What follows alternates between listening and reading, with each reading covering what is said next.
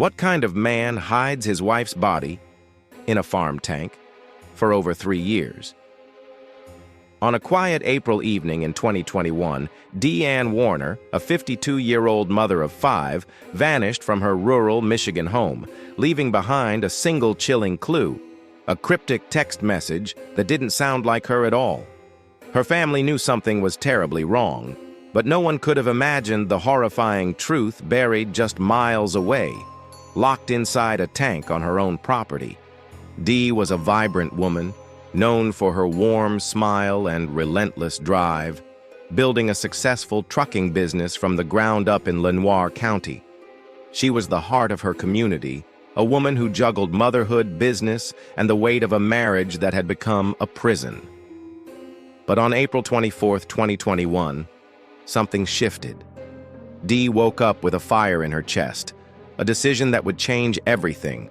She was done with her husband, Dale Warner, and she was ready to tell him so. That morning, she visited her children, her eyes red from crying, her voice trembling with fear as she confessed her plans to leave Dale and start over. She told her daughter Ricky, "I watch crime shows, and I'm afraid Dale could do something like that to me." Those words would haunt her family, a grim prophecy of what was to come. By evening, Dee sent her youngest daughter, Angelina, to a friend's house, a quiet act that may have saved the child from witnessing the nightmare about to unfold. At 8:34 p.m., Dee was caught in a heated argument with Dale and an employee, Todd Niank, over the business she'd poured her life into, a fight about money, loyalty, and betrayal. Dee felt Todd was undermining her, and worse, Dale was taking his side, dismissing her authority in the company she built. As the night grew darker, the tension in the Warner home became a storm, one that Dee would not survive. At 10:24 p.m., a friend texted Dee, asking how she was holding up. For a woman who was always quick to reply, always full of words, the silence that followed was deafening. 29 minutes later, at 10:53 p.m., her phone sent a single letter, K. A response so cold, so unlike Dee, that it sent chills through everyone who knew her. Private investigator Billy Little later said, "Dee was talkative, expressive. She never texted like that, not once." That single letter was the last anyone heard from her, and then her phone went dead, switched off at 2:30 a.m. on April 25th. The next morning, Dale's story was flimsy at best. He claimed Dee was snoring on the couch when he left for work at 6:30 a.m., that she'd just decided to leave taking a travel bag, her purse, and her curling iron. But her cars were still parked at home, and the office, untouched, and her $50,000 wedding ring, a ring she never removed, was inexplicably in Dale's possession, sitting on his desk like a trophy. Dee's daughter Ricky arrived for their weekly Sunday breakfast, a tradition Dee never missed, but the house was eerily silent, the door unanswered. When Ricky confronted Dale, his calm demeanor and vague answers only deepened her dread. "You really don't know where your mom is?" he asked her son, Zach, as if it were just another day. But Dee's bank accounts went untouched, her social media went quiet, her life erased in a single night. The truth was far uglier than anyone could have imagined, and it would take over 3 years to uncover the monster hiding in plain sight. Dee Ann Warner wasn't just a businesswoman. She was a force, a woman who turned her family's barns into the headquarters of DDW Investments, a thriving trucking empire. Born in 1969, she grew up in the fields of Lenoir County, where tight-knit neighbors and hard work shaped her life. But by 2021, those fields felt like a trap, her marriage to Dale a suffocating cage. For 15 years, Dale had controlled her every move, installing trackers on her car, demanding access to her phone, and using intimidation to keep her in line. Dee's daughter, Ricky, later testified that her mother showed her the tracking device Dale had hidden on her vehicle, a chilling symbol of his obsession. Dee confided in friends that Dale had turned into the devil, threatening to take their daughter Angelina if she tried to leave. Just months before her disappearance in December 2020, Dee had attempted to escape, but Dale's grip was too tight. She told a friend, "I thought he could kill me." That fear wasn't abstract. It was etched into her body, like the goose egg-sized bruise on her forehead, a mark of blunt force trauma she showed her business manager, Stephanie Volker, after a fight with Dale. Despite the abuse, Dee kept fighting, running her business, cheering at her daughter's soccer games, and planning her escape. On April 24th, she was ready. She texted her son Zach that she was done, ready to sign over her share of the business and walk away. But Dale wasn't the kind of man to let go. That night, their argument over the business and her demand for divorce pushed him to a breaking point.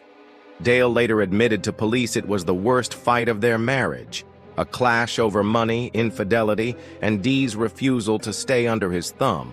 What happened next was a carefully orchestrated crime, one that would leave Dee's family searching for answers and Dale spinning a web of lies. The morning after Dee vanished, her absence was like a scream in the silence. Her daughter Ricky and her boyfriend arrived at the Warner farm for their Sunday tradition, but the house felt wrong, empty, lifeless. They called out for Dee, knocked on the door, but no one answered. When Ricky found Dale on the property, he was holding Dee's wedding ring, claiming she'd left it on his desk before taking off. To Ricky, it was unthinkable. Her mother would never leave that ring behind, let alone abandon her children or her business. Dale's story unraveled further as he claimed Dee had packed a bag and left, maybe with another man, maybe even out of the country. But both of Dee's cars were still there, one in the garage, one at her office just 100 feet away. How could she have left without a vehicle? Dale's excuses grew stranger. He told police Dee had a secret phone for clandestine activities, a claim that reeked of projection from a man who'd been spying on her for years. Deputy Austin Hall, who conducted a welfare check that evening, caught Dale's bizarre statement on body cam. "She has got a second phone she doesn't know I know about." It was a window into Dale's paranoia, his need to control Dee even in her absence. Meanwhile, Dee's son Zach searched the property, combing through her office, desperate for any sign of his mother. Surveillance footage showed him moving through the buildings, calling her name but finding nothing. Dale's calm demeanor during these moments was chilling. He didn't organize search parties, didn't beg for help, didn't act like a man whose wife had vanished. Instead, he went shopping for a lawyer the very next day, changing the passwords on the property's security system to lock out prying eyes. Every move screamed guilt, and Dee's family knew it. As days turned to weeks, the investigation deepened, revealing a man who saw his wife not as a partner, but as property. Dale Warner, 56, wasn't just controlling. He was methodical, a man who'd spent years isolating Dee from her friends and family. He'd demanded access to her bank accounts, her phone, even her thoughts, and when she pushed back, he tightened his grip. Dee's business manager, Stephanie Volker, told investigators about Dee's texts that final day, describing how she was hyperventilating and throwing up during the argument with Dale and Todd Nienk. Dee had told Stephanie she wanted to sell everything, to liquidate the business, and start fresh, a plan that would have stripped Dale of the empire he'd grown accustomed to controlling. For Dale, this wasn't just a betrayal, it was a threat to his entire world. Investigators began to suspect that Dee's decision to leave wasn't just the motive for an argument. It was the motive for murder. Dale's lies grew more elaborate as the weeks passed. He told police Dee had been upset about a migraine, that she'd fallen asleep on the floor during a massage, that he'd carried her to the couch before going to bed. But the details didn't add up. Her phone going dead at 2:30 a.m., the single K text, the untouched cars, the abandoned ring. And then there was Todd Nienk, the employee Dee had clashed with that night. Private investigator Billy Little, hired by Dee's family in 2022, uncovered something chilling. At 3:30 a.m. on April 25th, just hours after Dee's phone went silent, Niank logged into the company system under a false name, removed lime from the Warner farm, and drove it to Indiana. Why was he on the property at that hour? What was he hiding? Little S recordings of Niank speaking to his massage therapist revealed a man involved up to his ears in Dee's case, even hinting at a conflict of interest with the lead detective Kevin Greer, who was dating Niank's cousin. The deeper investigators dug, the clearer it became. Dee hadn't run away. She'd been erased. The financial trail was just as damning. Dee's company, DDW Investments, was her pride, her legacy, but Dale had been siphoning it dry. Using a forged power of attorney from 2014, he transferred assets to a new company, DDW Transportation, leaving Dee's business drowning in debt. By August 2021, just 4 months after Dee vanished, Dale sold DDW Transportation to Laidlaw Carriers Bulk, pocketing the profits for himself. Todd Niank, the employee Dee had accused of betraying her, was hired by Laidlaw as a finance employee, a reward for his loyalty to Dale. Dee's son, Zach, discovered another clue. An electronic safe at the Warner home, one only he and Dee had access to, was suddenly empty. The combination changed. Thousands of dollars Dee had stored there were gone.